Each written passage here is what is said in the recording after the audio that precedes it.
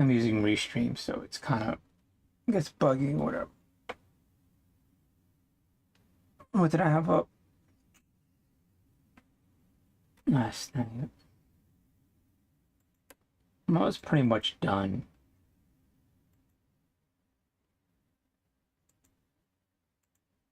But you see like a lot of the rest of Ukraine doing what Ukraine does, as a nation, having all their facilities. It's just as the war progresses into Ukraine, um, they're like fully mobilized. So you have like a city that's fully mobilized, a town's fully mobilized, and everything else is doing as a country as it does.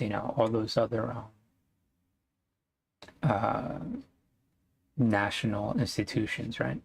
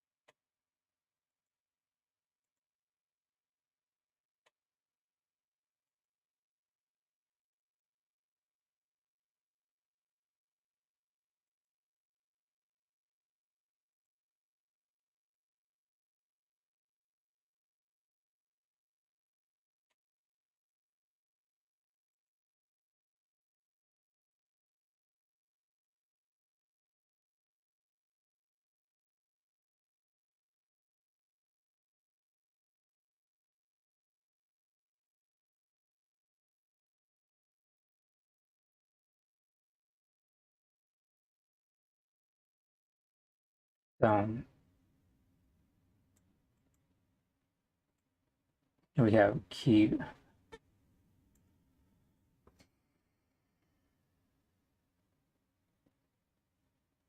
You got to push them far enough away that the artillery's not slowly leveling it down. They're going to depopulate and relocate the population, kill what you can, move to Russia so you get re-educated and conditioned into Russian mentality, And it's my pet peeve when people like gaslight and condition people. It's just like, when I was growing up, you always have some kind of allegory with dark people with something that's animalistic, it's just, you know, you see it, and it's like, how come you don't um, do that to white people, whatever, or something to the effect that they want us, something that pushes your buttons, like me being native and trying to associate you with something being external from the country, and I'm always very attentive, almost like whack-a-mole, trying to attend to that, and it's just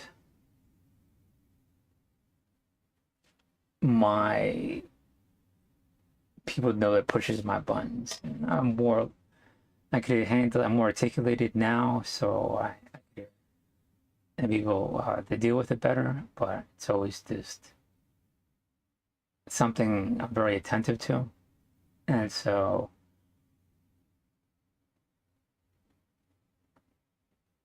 if this is all they hear about Russian propaganda, they're gonna, it's not who they, it's just a lot of Ukrainians already in Russia, so they're basically Russians. And the same thing over here, I guess what's happening in the West in Ukraine, we're hearing about all these victories.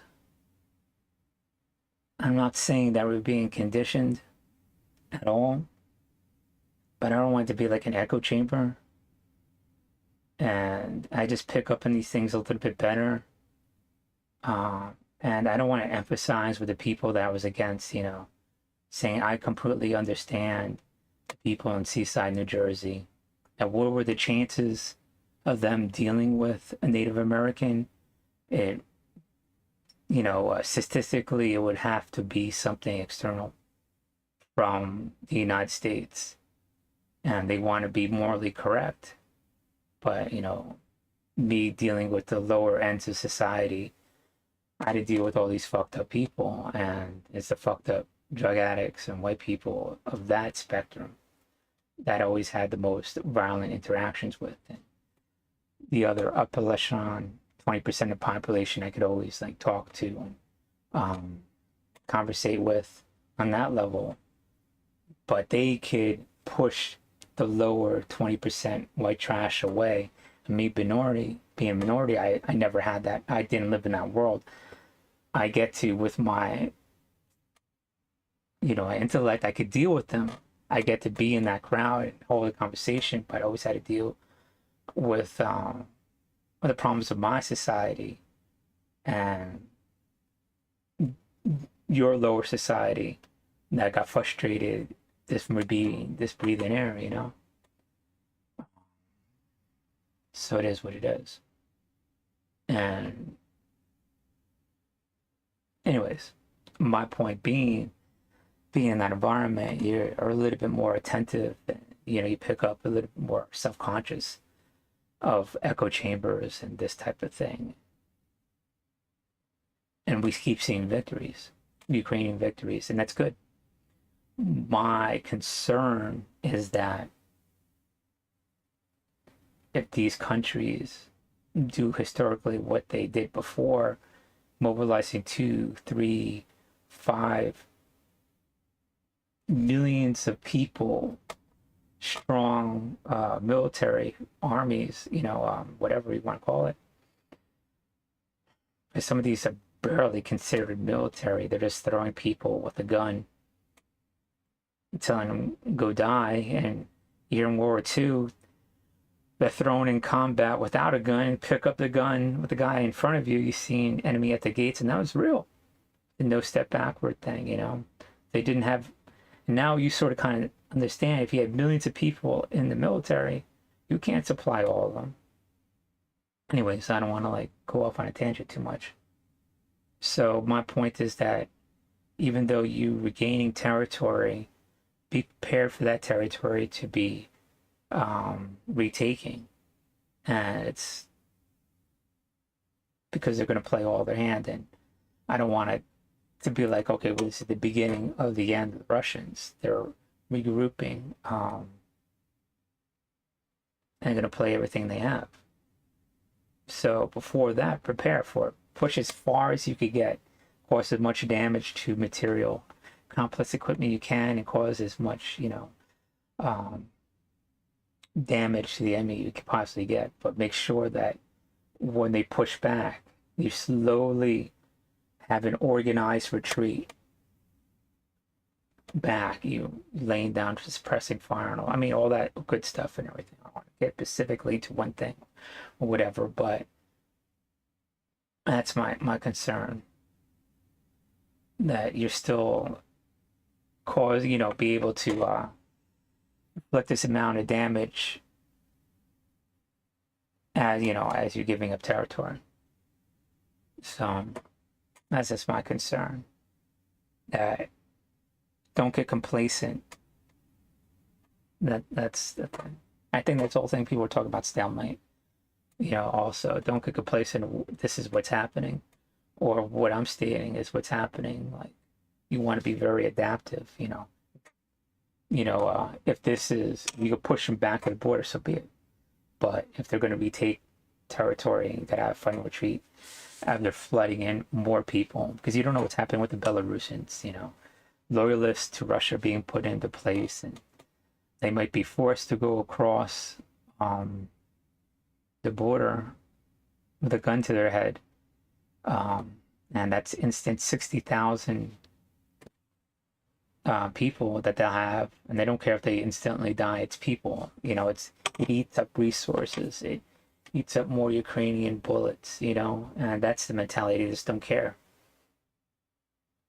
And that's my concern. But the more Russia does that, the more they're making an environment for the population to say, making it more discontented to basically overthrow it. I'm not going to mince words or whatever. But Those things don't happen overnight, you know?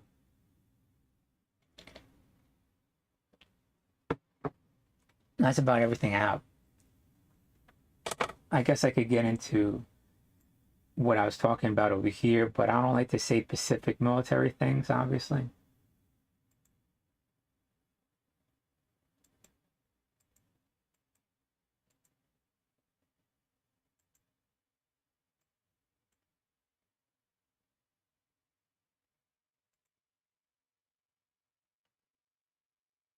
But it stands to reason you got these major rivers. You see one right here, and they're already being held. And you could push up to the next river, and the next river, and the next river. And you can push from two directions over here, and up through here, and up through here. You want to cut it off over here.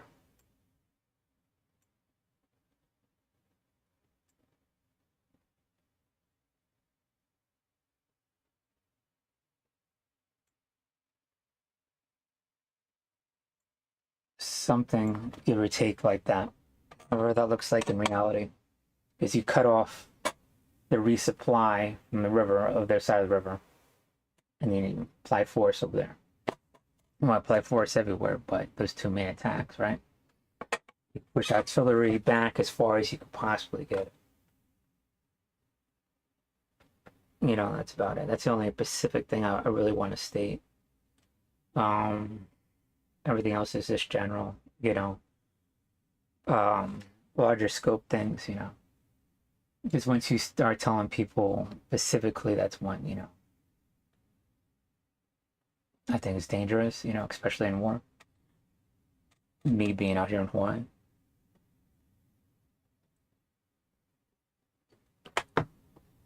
I mean, I could say the lull in the fighting is your best time to resupply Mariupol. You know, you lay down artillery fire, or you, the porous forests, you could resupply them and everything. But it'd be so coordinated, you have to punch through it. You know, saying it would be, you know, they're taking by them, and it'd be well planned out. But I don't know. Everything I said before also, you know, with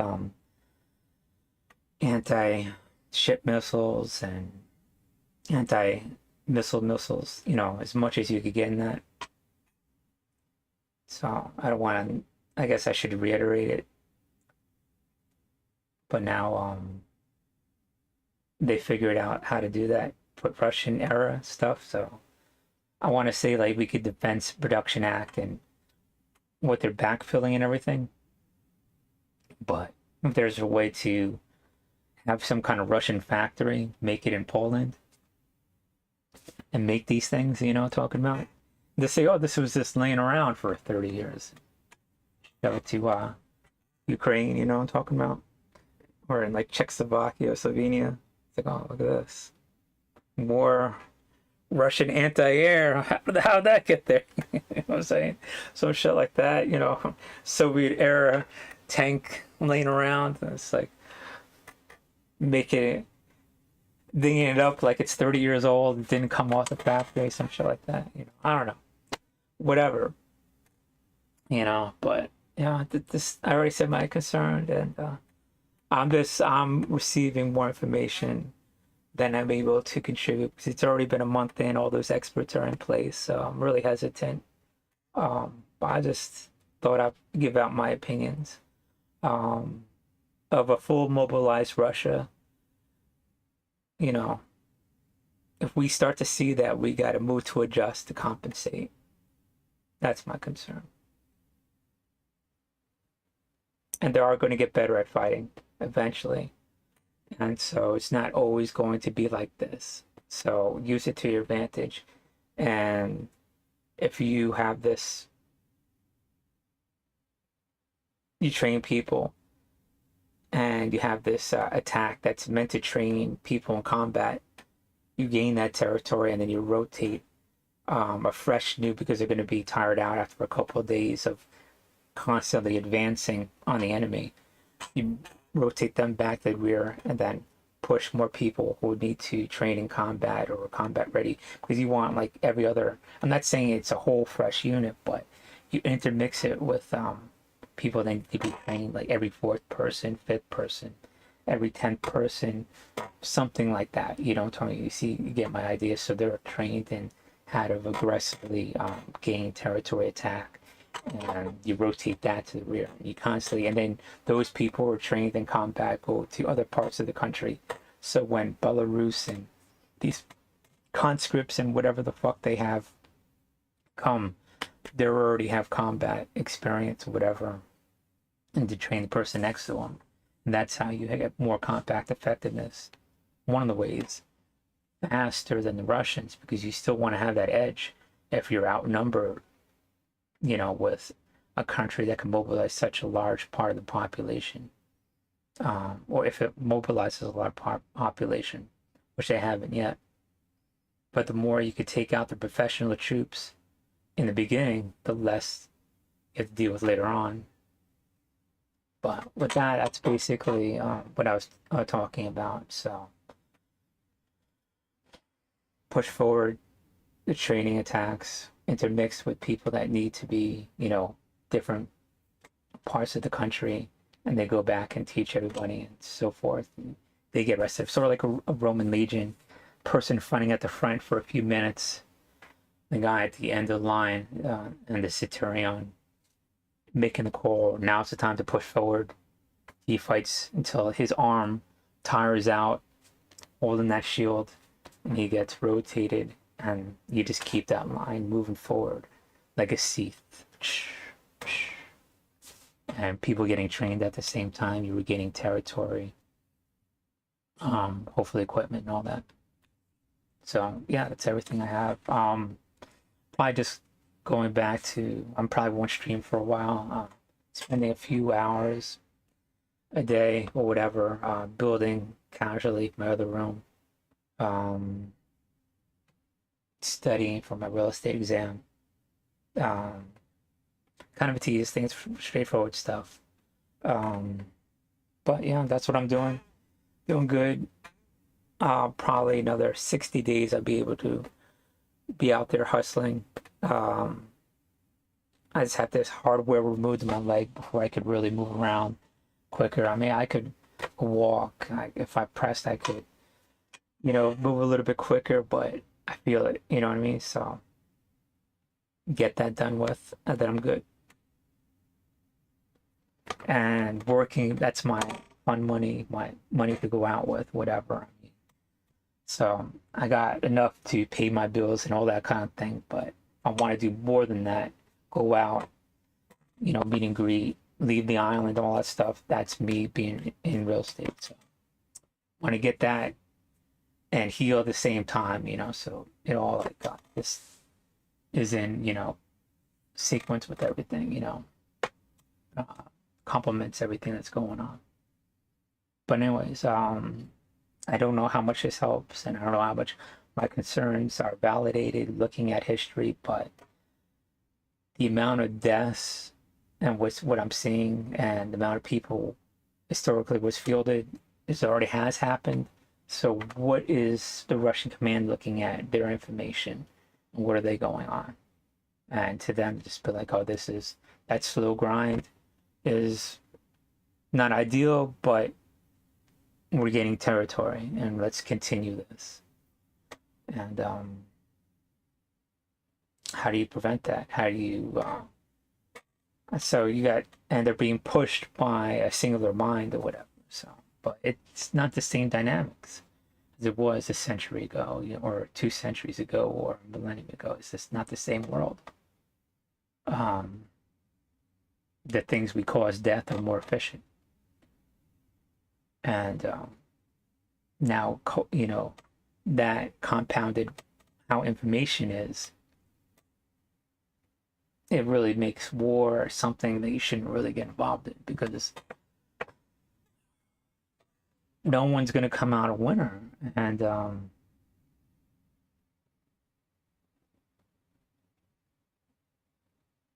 what Putin's doing, he's like past the point of no return. He has to either gain this territory, and he's going to do everything he can to stay in power. And by doing that, he's going to start purging everybody that's not loyal to his ideology and to his Russian Nazism.